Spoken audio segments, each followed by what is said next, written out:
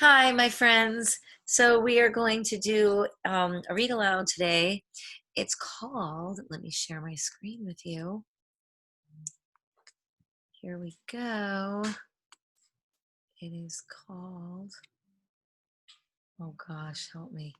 Where is it? Gosh, it was literally just here a second ago. I'm going to bring this down. I'm going to bring this down. I'm going to bring this down. I'm going to bring this down. There it is. The Girl Who Never Made Mistakes by Mark Pett and Gary Rubenstein, illustrated by Mark Pett. The Girl Who Never Made Mistakes. This is the dedication page for Beatrice Bottomwell. Friday began like any other day. She matched her socks, and of course, she put her shoes on their proper feet. She remembered to feed her hamster, Humbert, his favorite food, broccoli. And when she made a sandwich for her brother Carl's lunch, she used exactly the same amount of peanut butter as jelly. When she stepped outside to greet her fans, she didn't forget to say good morning and thank you. They asked if she made her bed. She had. They asked if she forgot to do her math homework. Nope. What about tonight's talent show, they asked. I'm ready, said Beatrice with a smile. After all, her juggling act had won 3 years in a row. Most people in town didn't even know Beatrice's name. They just called her the girl who never makes mistakes, because for as long as anyone could remember, well, she never did. Unlike Beatrice, Carl made... Oh my gosh. Unlike Beatrice, Carl made lots of mistakes. He ate his crayons and drew with his green beans. He danced with his hands and played the piano with his feet. You see why I'm reading this story aloud to you guys? Carl loved to make mistakes. At school, Beatrice was on a cooking team with her two best friends, Millie and Sarah. To make their giant rhubarb muffins, they needed 4 eggs. Beatrice went to the refrigerator and carefully chose the biggest, easiest eggs that she could find. But on the way back, her legs slipped out from under her. The eggs went flying. Beatrice was about to make her first mistake. But she didn't. Whew! That was close, thought Beatrice. Oh my goodness. Sorry, Beatrice, I dropped a piece of rhubarb. Oh, mention it, Illy. Oh, I see, she's got the with the egg in her mouth. For the rest of the school day, Beatrice could not stop thinking about her almost mistake. On her way home from school, Beatrice watched Millie and Sarah ice skating in the park. Come join us, said Millie. It's fun, said Sarah. Beatrice watched them slip and slide on the frozen pond. Millie and Sarah laughed as they wobbled on the ice. No thanks, said Beatrice.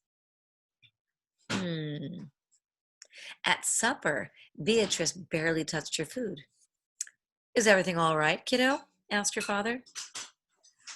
I'm worried that I'll mess up tonight, said Beatrice, and everyone will be watching. Worry? You don't make mistakes, he said with a smile. Beatrice tried to smile too.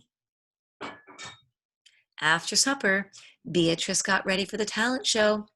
First, she woke Humbert from his nap. Next, she got the salt shaker from the kitchen table. And finally, she filled a balloon with water. The school auditorium was packed. Beatrice felt her stomach jumping around inside her. Beatrice waited for her juggling music to begin. That's her. That's the woman. That's the girl who never makes mistakes, said a woman. Oh, we know she'll be perfect, said a man. Well, when the music started, she tossed Humbert into the air. Next, she added the salt shaker, and finally the water balloon.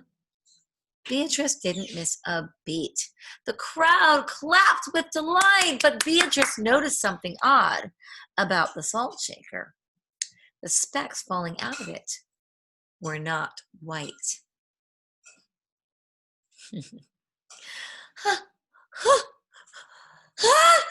Shoo!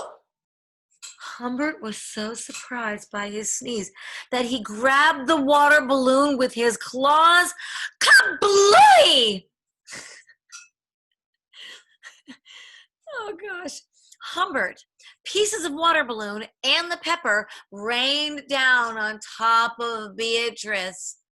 And for the first time in as long as anyone can remember, Beatrice made a mistake. And it was a big one. The music stopped. Beatrice didn't know what to do. Cry? Run off the stage? The crowd sat stunned. They couldn't believe that the girl who never makes mistakes made a mistake. Beatrice looked up at Humbert. He looked back at her. His hamster fur was soaked and speckled with bits of balloon. Beatrice let out a giggle. And the giggle grew into a chuckle. And the chuckle became a laugh. The people in the crowd looked at each other and then back at Beatrice, and then they began to giggle and then chuckle and then finally roar with laughter. Beatrice and the audience laughed until they couldn't remember why they were laughing. That night, Beatrice slept better than she ever had. In the morning, no fans greeted Beatrice.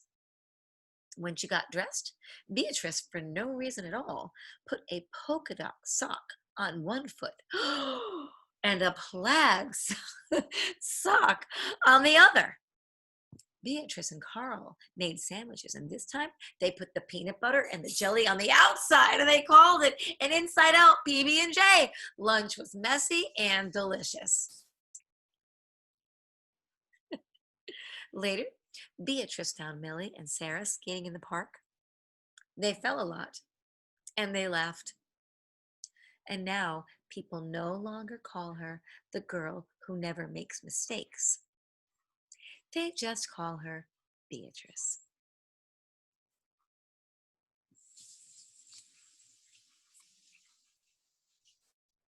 The end.